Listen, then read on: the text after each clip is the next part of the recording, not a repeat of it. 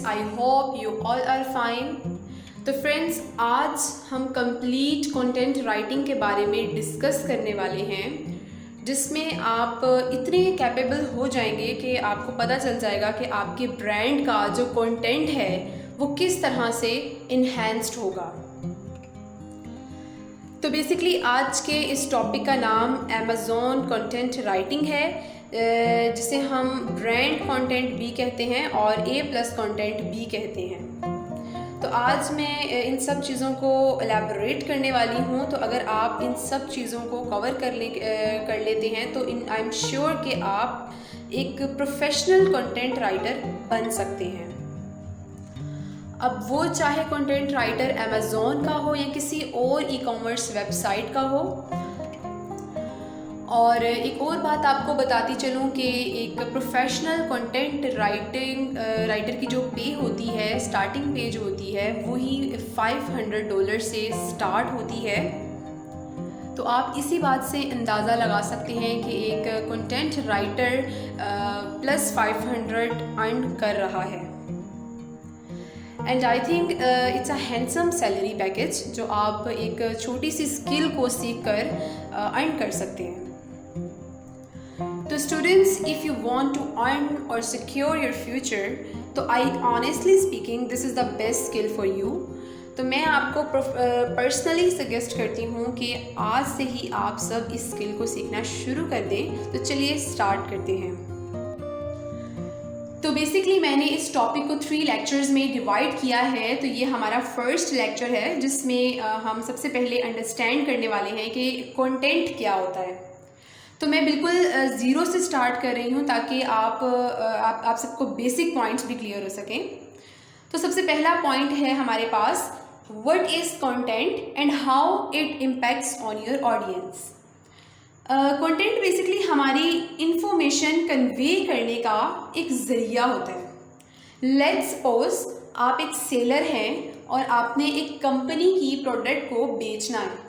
For example, एक shampoo की company है और आपने शैम्पू को अपने कस्टमर्स के आगे सेल करना है। तो आप अपने कस्टमर्स को बोलेंगे कि ये हर्बल शैम्पू है और इससे बाल बहुत जल्दी लंबे हो जाते हैं, हेयर फॉल ख़त्म हो जाता है या डैंड्रफ ख़त्म हो जाता है। इन शॉर्ट, आप अपने प्रोडक्ट की स्पेसिफिकेशन दोगे और अपने कस्टमर्स को ये बताओगे कि मार्केट प्राइस इसकी ये है और हम आपको 30% ऑफ दे रहे हैं और ये बहुत अच्छी चीज़ है, आप इसको एक बार ट्राई करेंगे। वो मतलब आपके सारे सिनेरियो से क्या होगा कि आपका कस्टमर इंटरेस्ट डेवलप करेगा आपके प्रोडक्ट की तरफ और आपकी प्रोडक्ट ख़रीद लेगा।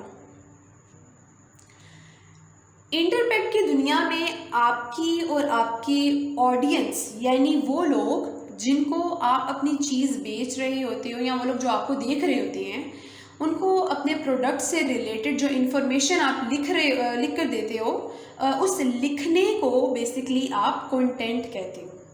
अब वो कंटेंट किसी भी टाइप का हो सकता है, या वो कोई ब्लॉग पोस्ट हो सकती है, या अगर हम अपनी प्रोफाइल पर कोई अपडेट कर रहे हैं वो हो सकती है, या कोई भी प्रोडक्ट वो प्रोडक्ट जो हम बेच रहे होते हैं उस पर जो हम लिस्टिंग पेज बना रहे होते हैं वो भी हो सकती है। तो ये सारा कुछ जो हम अपने कस्टमर्स को या ऑडियंस को शो कर रहे होते हैं, जिसे हम विजन भी कहते हैं, तो इसे हम क्या कह रहे होते हैं, कंटेंट कह रहे होते हैं। तो बेसिकली हमारी ई-कॉमर्स की दुनिया में हमारी कंटेंट राइटिंग की हेल्प से ही हमारा कस्टमर हम तक पहुंचता है। तो कंटेंट राइटिंग को समझने के साथ साथ आपको ये भी पता होना चाहिए कि आपने इस कंटेंट को लिखने के लिए किस तरीके से एक कस्टमर को ग्रैब करना है, जिसमें आप अपने प्रोडक्ट के फीचर्स को, उसके जो बेनिफिट्स होते हैं, उसकी क्वालिटी होती है या उसकी सर्विसेज वगैरह को, मतलब इन सब को ऑल टुगेदर अपने कंटेंट में या अपनी लिस्टिंग में बताते हो, जो कि आपकी रिप्रेजेंटेशन को शो करता है। यही हमारा कंटेंट होता है। नेक्स्ट पॉइंट है हमारे पास, जर्नल अंडरस्टैंडिंग ऑफ कंटेंट। अब कंटेंट डिफरेंट टाइप का हो सकता है। जैसे एक कंटेंट राइटर ब्लॉगिंग भी कर सकता है, एड रनिंग भी कर सकता है, एड ऑप्टिमाइजेशन भी कर सकता है।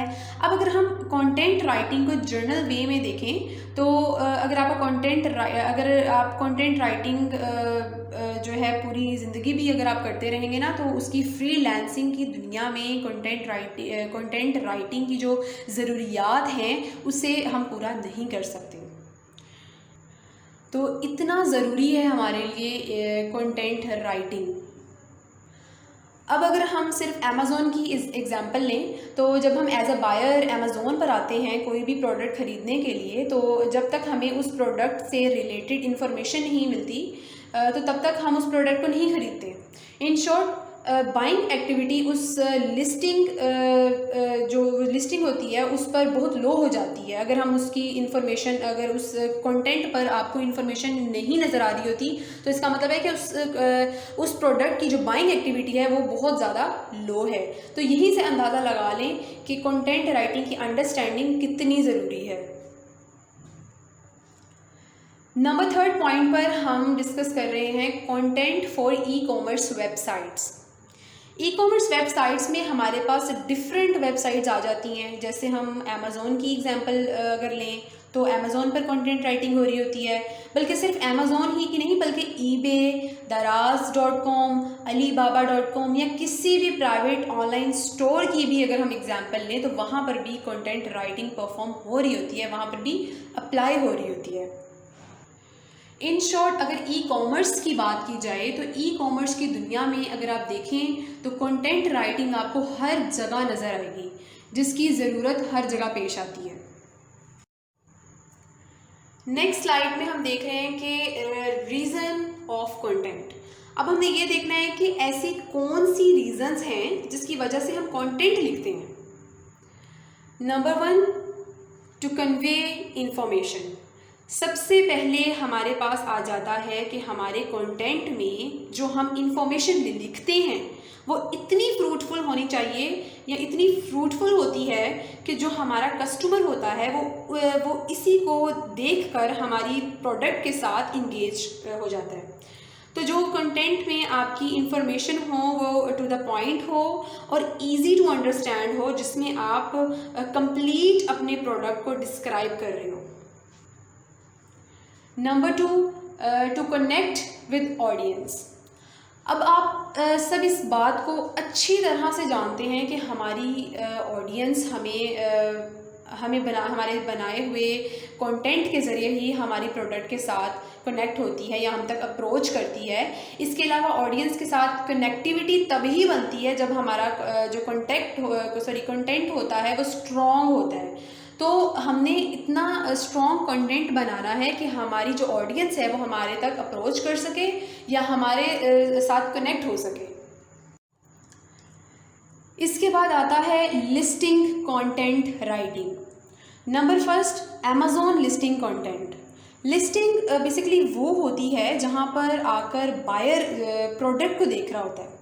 ईबे के ऊपर भी यही कुछ अप्लाई होता है, जिसमें बायर प्रोडक्ट पर की हुई लिस्टिंग की स्पेसिफिकेशन देख रहा होता है, या अलीबाबा पर भी यही चीज़ अप्लाई हो रही होती है, दराज.com पर भी यही हो रही होती है। यानी कि जितने भी ऑनलाइन स्टोर्स हैं ई कॉमर्स के, वहाँ पर यही चीज़ अप्लाई हो रही होती है, जिसमें लिस्टिंग की स्पेसिफिकेशन को देखा जाता है।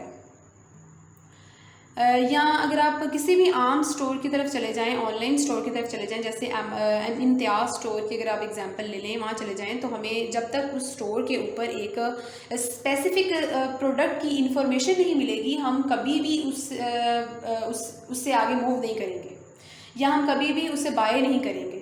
लेट्स सपोज अगर मुझे शूज़ चाहिए पहनने के लिए, अगर मुझे शूज़ चाहिए तो मैं किसी भी ऑनलाइन स्टोर पर जाकर यही चेक करूँगी सबसे पहले कि इसका साइज़ क्या है, इसकी क्वालिटी क्या है, या मुझे नहीं पता कि वो मुझे मनी बैक गारंटी जो है वो दे भी रहा है या नहीं दे रहा।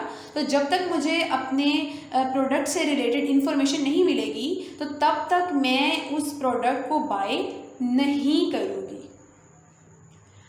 अनलेस कंटेंट राइटिंग के ज़रिए ही हम अपनी लिस्टिंग को ग्रूम करते हैं, उसको इम्प्रूव करते हैं और वही वैलिड इंफॉर्मेशन हम ऐड करते हैं जिससे हमारी प्रोडक्ट की बाइंग एक्टिविटी इंक्रीज़ होती है। नेक्स्ट स्लाइड में अगर हम देखें तो जो हमारा जनरल पैटर्न होता है लिस्टिंग का, वो सबसे पहले हमारा टाइटल होता है। जब हम कोई भी चीज़ सर्च करते हैं या कुछ भी जब हम सर्च करते हैं, फॉर एग्जांपल अगर हम अमेज़ोन पर कुछ भी सर्च करते हैं, कोई भी कीवर्ड जब हम लिखते हैं तो एक पूरी लिस्ट हमें शो हो जाती है। उसमें सबसे पहले हमारे सामने जो चीज़ आती है वो उस प्रोडक्ट का टाइटल होता है या उसकी इमेज हमें शो हो रही होती है।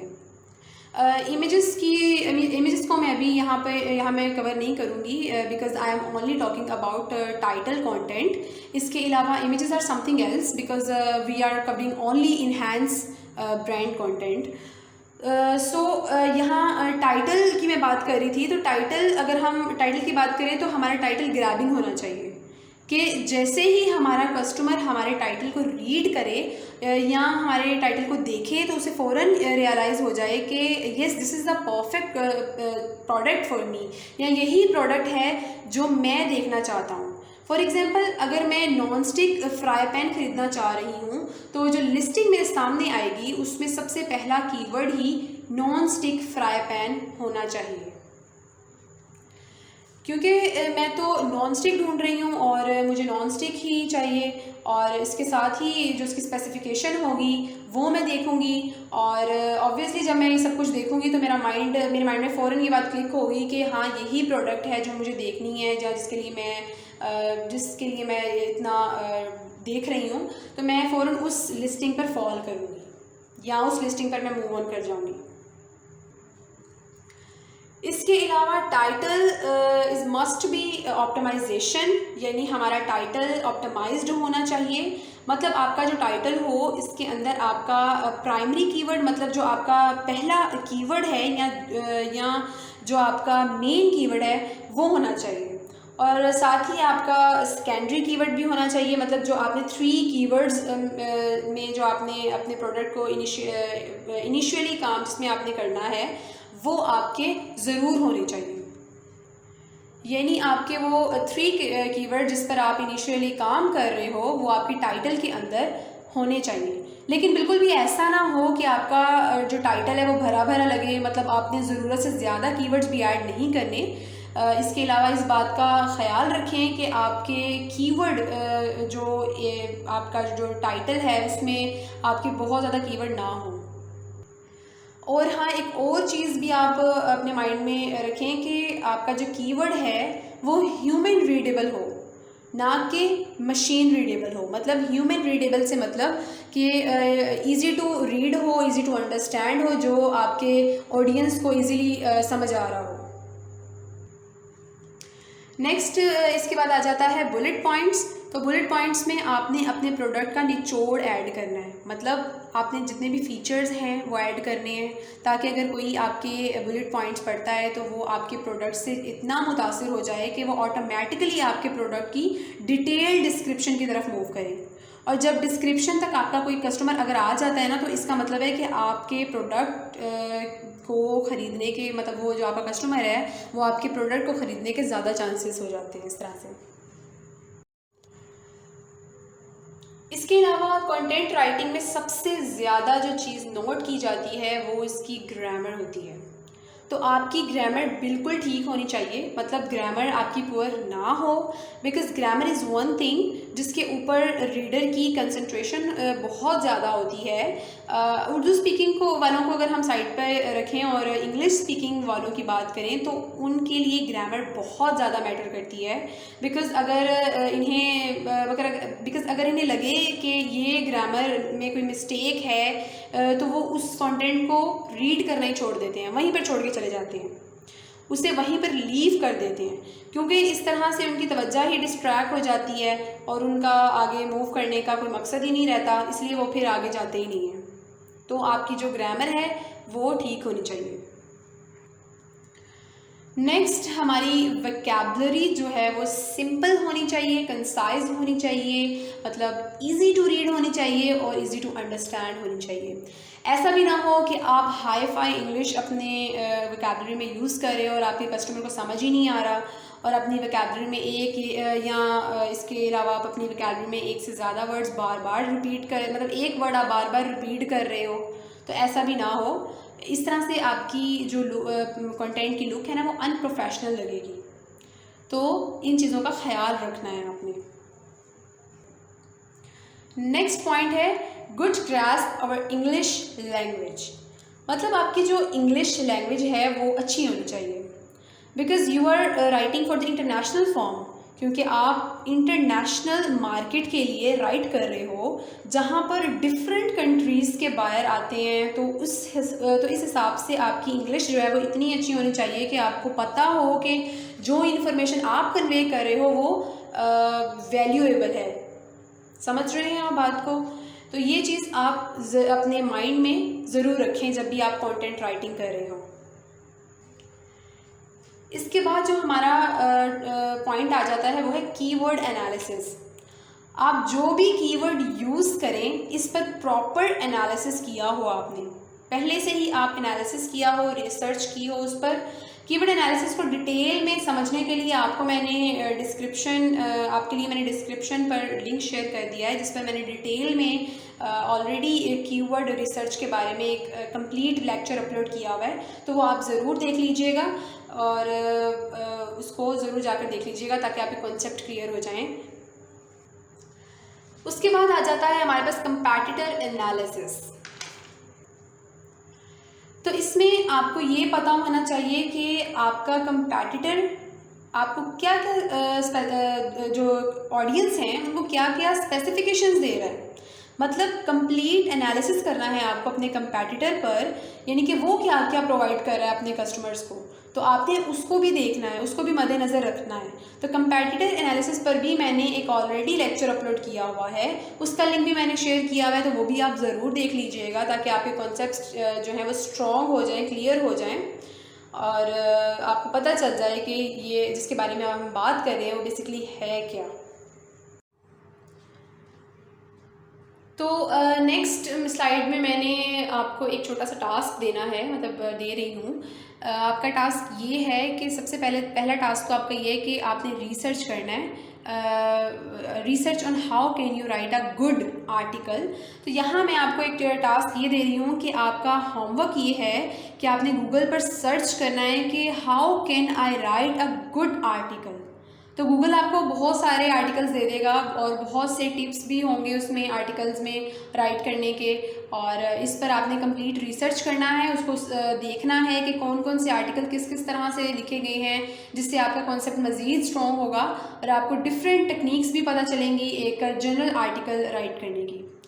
इसके अलावा जो दूसरा टास्क है वो ये है कि आपने रिसर्च करना है how can you use keyword in an article, यानी कि आपने अपने जो कीवर्ड है उसमें यूज़फुल जो आपका आर्टिकल है उसमें यूज़फुल कीवर्ड्स को रिसर्च करना है और देखना है कि आपके आर्टिकल में कौन कौन से ऐसे कीवर्ड्स हैं जो आपके आर्टिकल को ज़्यादा अच्छा बना देंगे या अच्छा प्रोफेशनल बना देंगे।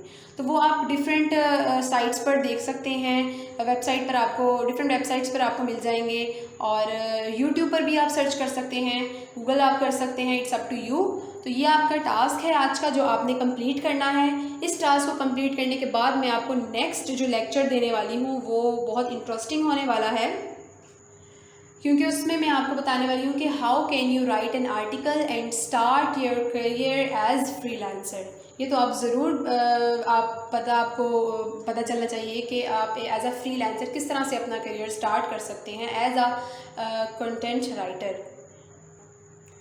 तो ये बहुत इंटरेस्टिंग होने वाला है जो मैं इंशाल्लाह जल्द ही अपलोड कर दूंगी। तो तब तक आप मेरे साथ कांटेक्ट में रहें, कनेक्टेड रहें, मुझे इंस्टाग्राम पर फॉलो करें, और इंस्टाग्राम का लिंक मैंने ऑलरेडी शेयर कर दिया है, और मेरे चैनल को सब्सक्राइब करना मत भूलिएगा। मेरी वीडियोस को लाइक करें, शेयर करें और अपना ढेर सारा ख्याल रखें, अपने प्यारों के साथ टाइम स्पेंड करें और मुझे अपनी दुआओं में याद रखें। मिलती हूँ नेक्स्ट वीडियो में, तब तक के लिए अल्लाह हाफिज़।